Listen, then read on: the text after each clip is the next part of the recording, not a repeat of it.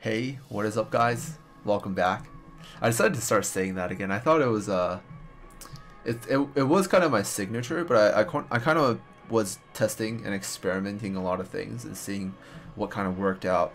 So today, I thought yesterday it went pretty well, making like an unscripted video. I was a lot more natural. I'm actually quite a lot more natural when I do things unscripted, which actually is probably better.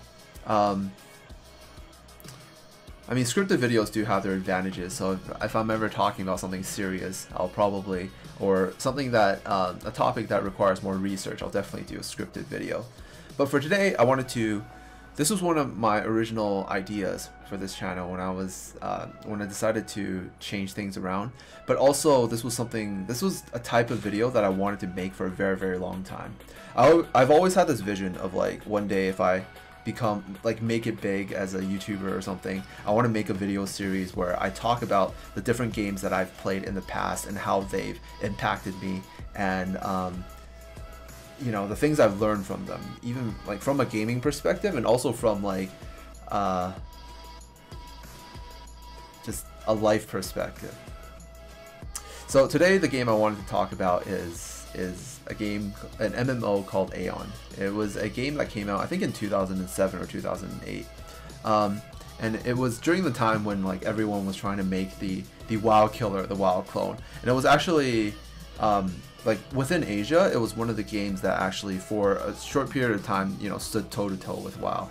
I actually took some time, you know, out of playing WoW at the time to actually try it out, and it was definitely a game ahead of its time. It had the first thing I would remember that happened when I first logged in was, first of all, the graphics were amazing. Like at the time, the graphics were really, really good for an online game.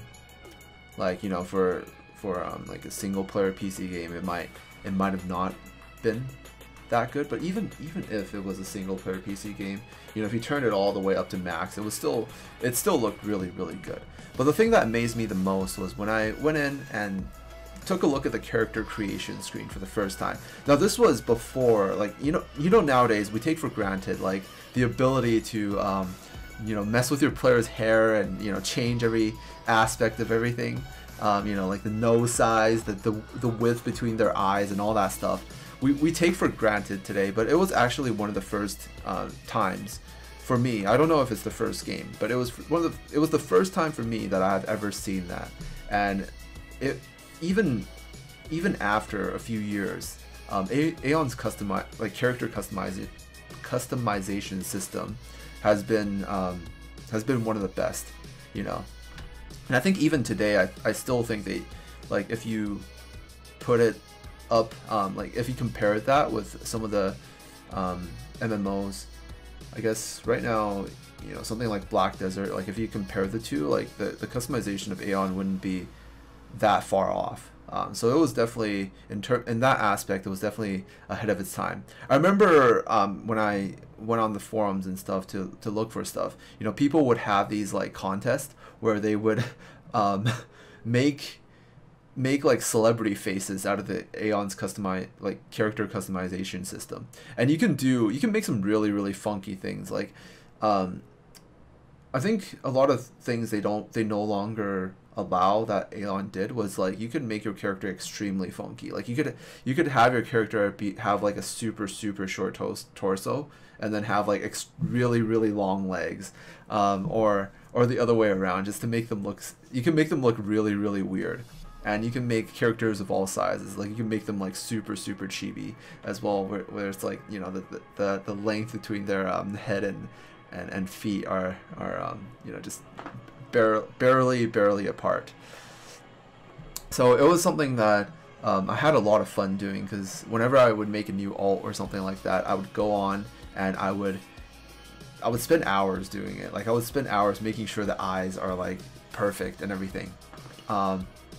And you know me, like if you guys remember when I was playing like a lot of things like WoW and stuff, like I would have to admit it here, like I'm one of those people that play like female characters, but you know, for the reason of just like staring at her. Sometimes I would like finish like this is my fucking masterpiece, you know. And sometimes like in game while I'm walking, I would like turn the camera around just to like look at her face, like the face I made, and I was like, okay, this is perfect.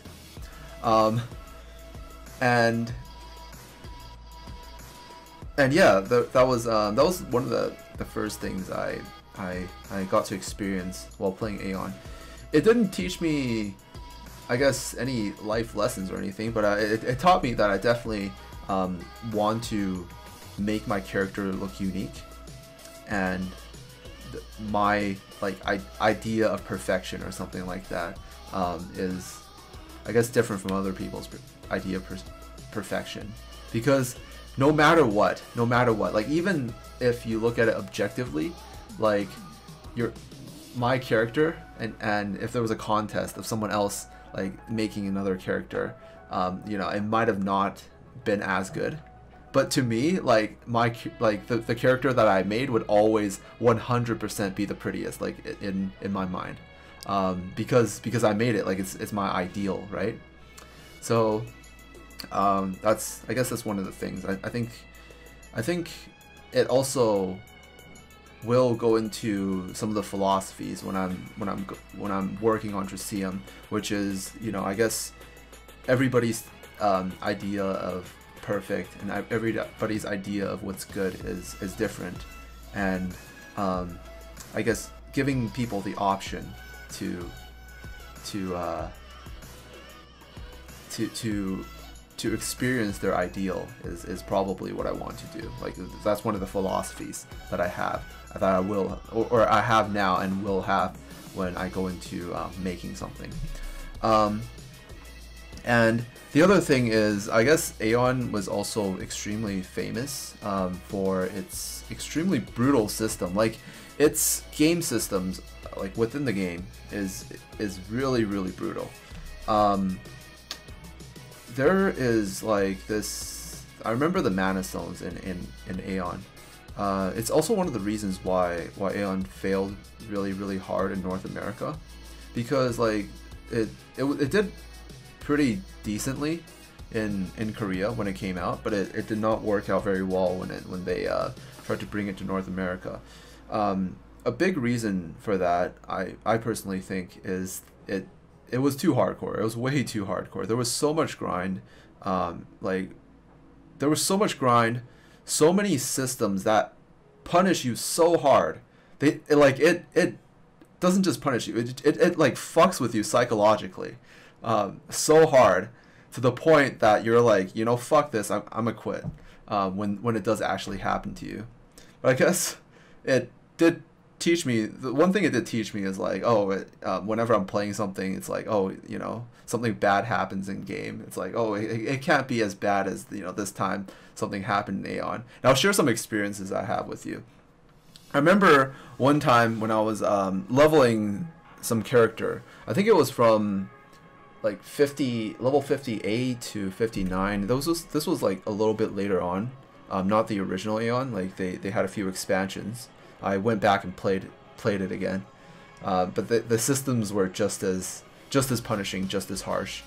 When the system from, like, the experience, I remember, was like 800,000. You needed like 800,000 experience, and then the quests would only give you like 10,000 experience, and killing like a single mob gave you like 300.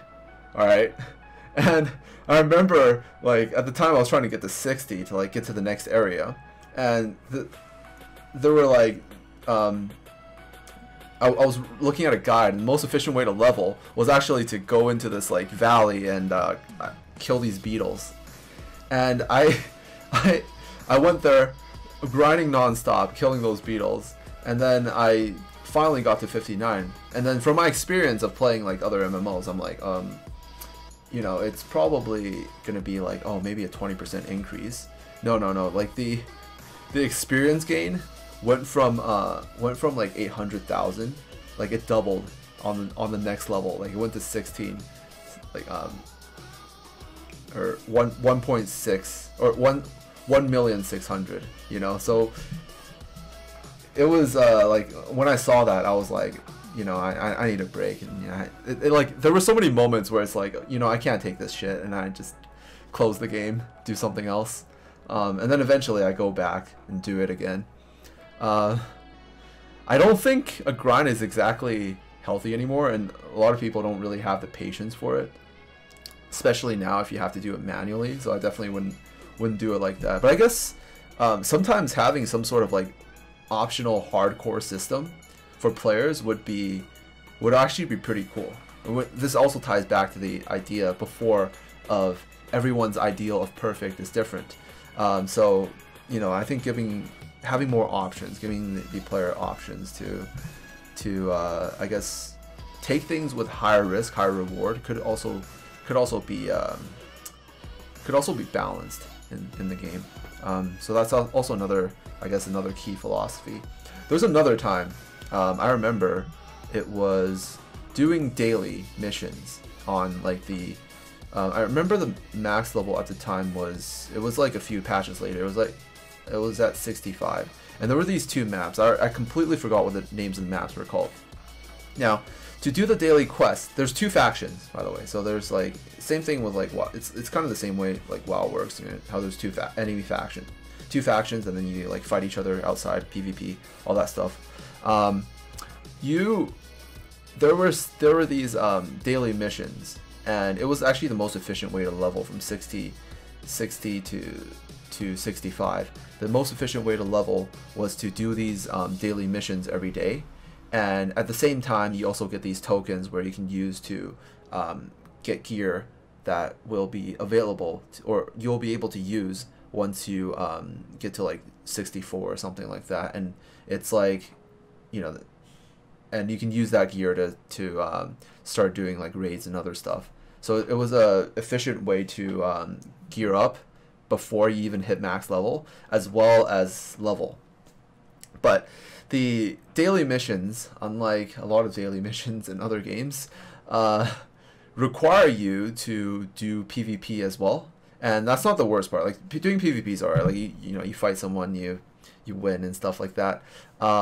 It requires you to, like, there's different bases all over the map, and it requires you to take over those bases, and then the NPCs for the daily missions will spawn, and then you can take the quest to do the daily missions. And sometimes the daily missions are really, really far away. Like the map is huge, and there's no like really efficient way to travel.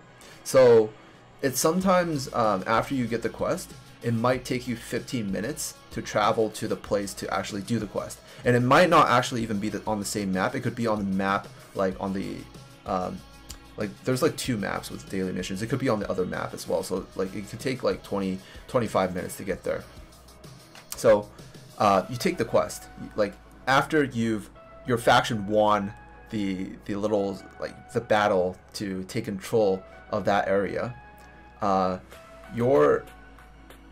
you can then take the or you can then accept the mission, and then after you accept the mission, you have to travel at least 15 minutes, or not at least, but like most of the time you have to travel 15 minutes away to do something to complete the mission, or to complete the quest, and then you then travel back and then hand it in. And then there's a lot of these missions, and there's probably like there's like two maps with these, and there's like 6-7 bases full of like these missions or these quests. I keep saying missions. I guess it's the same thing. Missions, quests is pretty much the same thing. So you go to each of these one by one in order to maximize your the most efficient daily XP gain. You have to wait, or you have to take part in the PvP to take over whichever camp is like to do the quest at a time.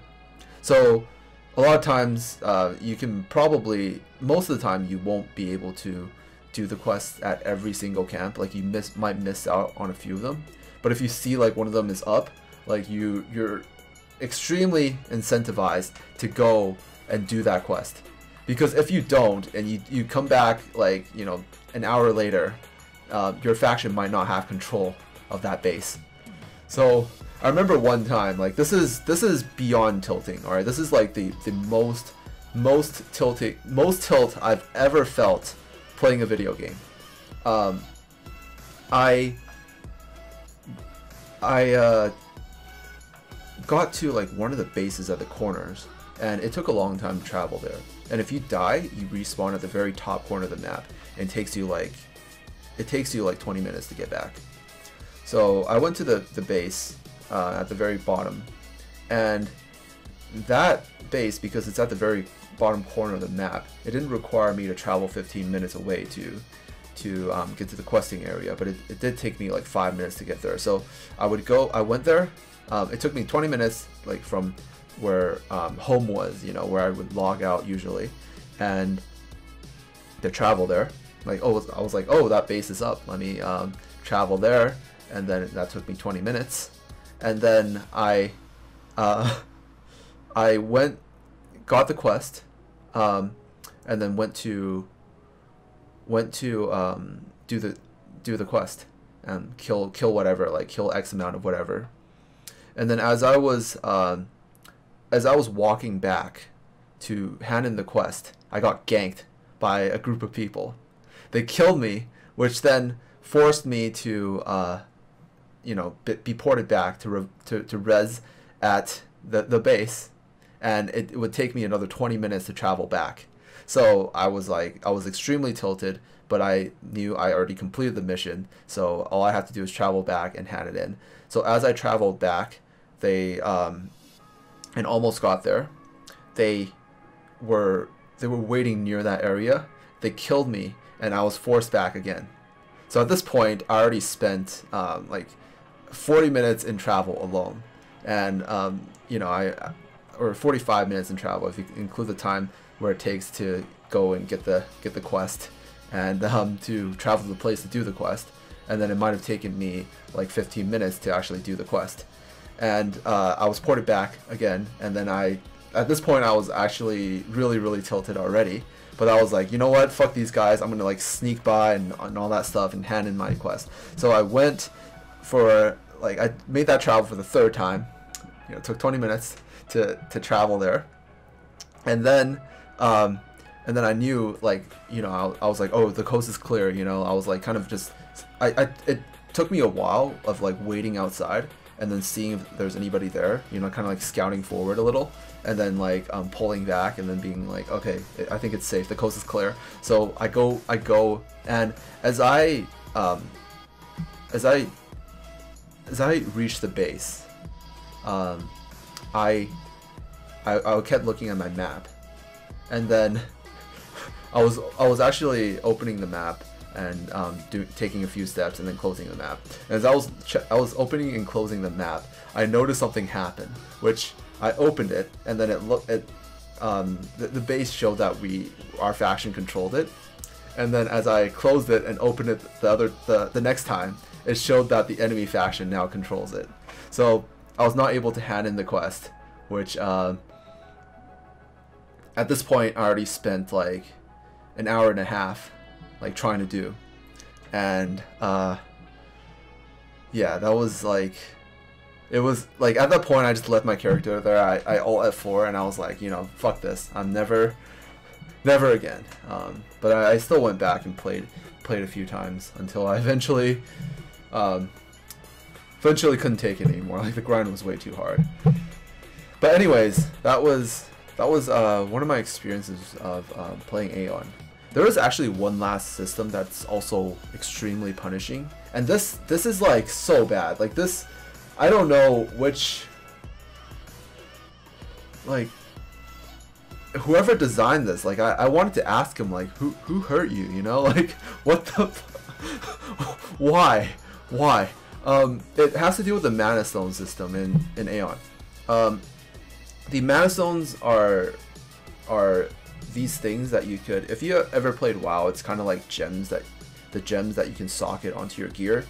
If you play like I guess if you play like Summoner's War or MSL, then it's similar to like the runes or the gems.